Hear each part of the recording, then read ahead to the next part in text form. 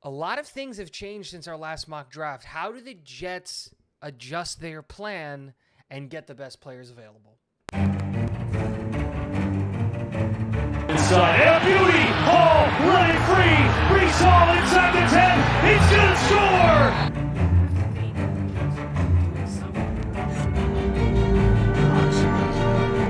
What is going on, guys? Welcome back to Talking Jets with Tigo.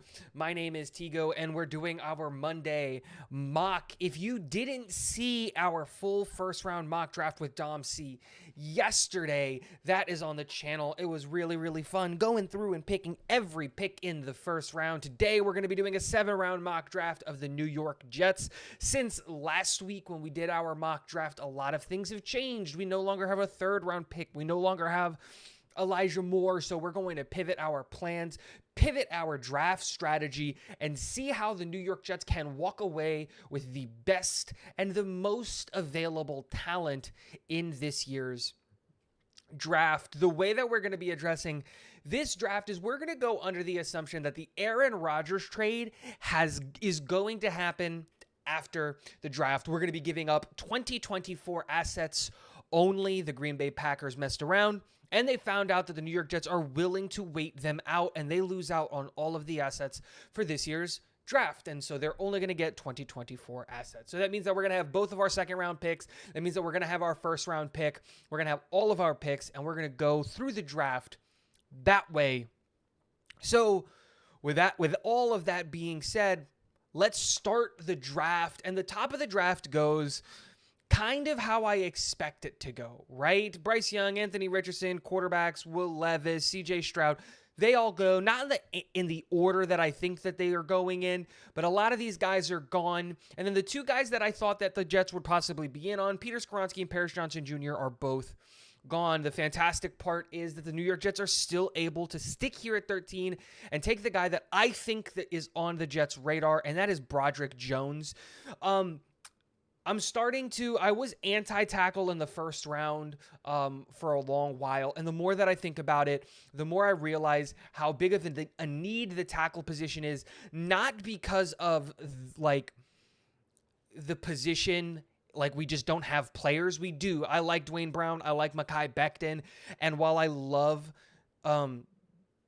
Broderick Jones's upside, I don't know if he's immediately going to beat out any one of those guys. But the way that I look at this and I go in my head is, hey, if Mekhi Becton does live up to the potential and the play that we all know that he can play, we're going to bring him back next year, obviously, and that'll be great for the New York Jets, and we'll have our left tackle of the future. But if we don't take a tackle in the 1st or the 2nd round, we're not going to have a guy who can play right tackle, and we're going to be right back in this position. And Broderick Jones' sky-high potential is something that you can't pass up on. So we're not going to. We're going to take him at 13. We're now here at 42, and it's a good reason. It's a good thing that we took him as high as we did because, look, DeJuan Jones is gone.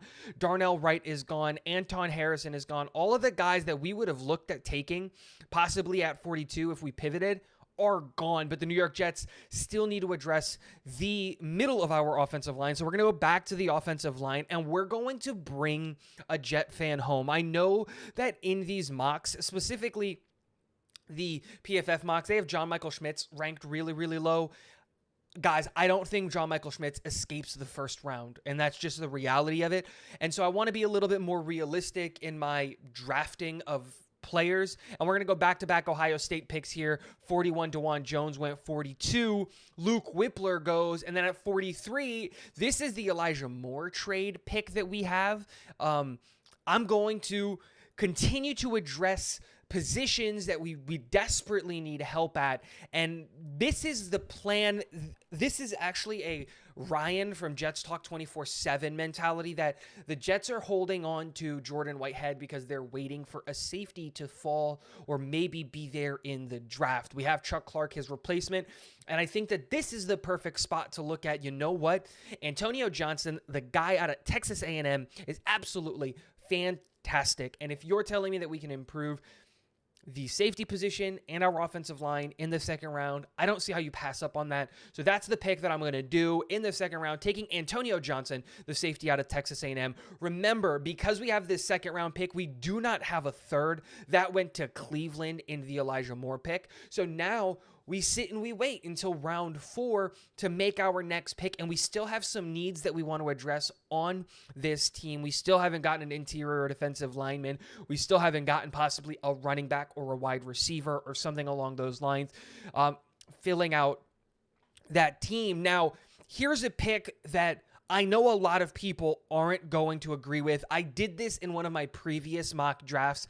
I'm not totally in love with any of the interior defensive guys right now. I like Keandre Coburn out of Texas. I like some of these guys, but I am going to do something that I've talked about in the past doing, and I really, really hope that the New York Jets maybe look at doing this, and that's taking and drafting safety out of Boise State, J.L. Skinner, and converting him to linebacker. I think his skill set is made to perfect. Like, the way I'm thinking about this is if Jamien Sherwood is CJ Mosley's replacement in a couple of years, who is going to be Quincy Williams' replacement in a couple of years? We don't have a will linebacker in the pipeline, and J.L. Skinner has all of the tools and all of the skill set. I don't know if he can play safety at the next level, but I do think that he can play linebacker. So we're going to take another pipeline linebacker, adding to the depth of that room. We've got 3 guys right now that I feel really comfortable that we can start, and then we can move that and kind of go in a different direction. And it really sucks because at 140 and at 139 were the 2 guys that I would have looked at taking here, and that's running back Rashawn Johnson out of Texas and Keandre Coburn, interior defensive lineman out of Texas. That really sucks because those were the guys that I really would have looked at taking right here and in this position.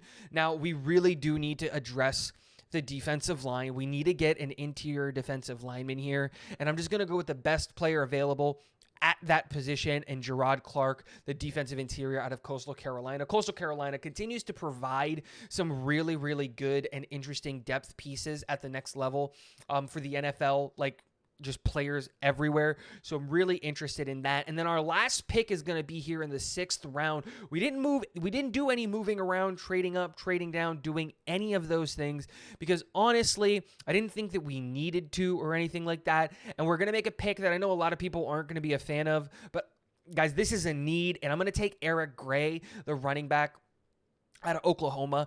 Dom C loves this guy and thinks that he's a fantastic running back. If Dom C is a fan of him, I'm a fan of Dom C, so I'm going to be a fan of his. And it adds depth at a position that we utilize so heavily. And while a lot of us are really high on guys like Michael Carter and some of these other guys, I'm not going to pass up on a player that's good, that can add value to this team just because we've got some guys. Breece Hall is still hurt, and we've talked about all of those things.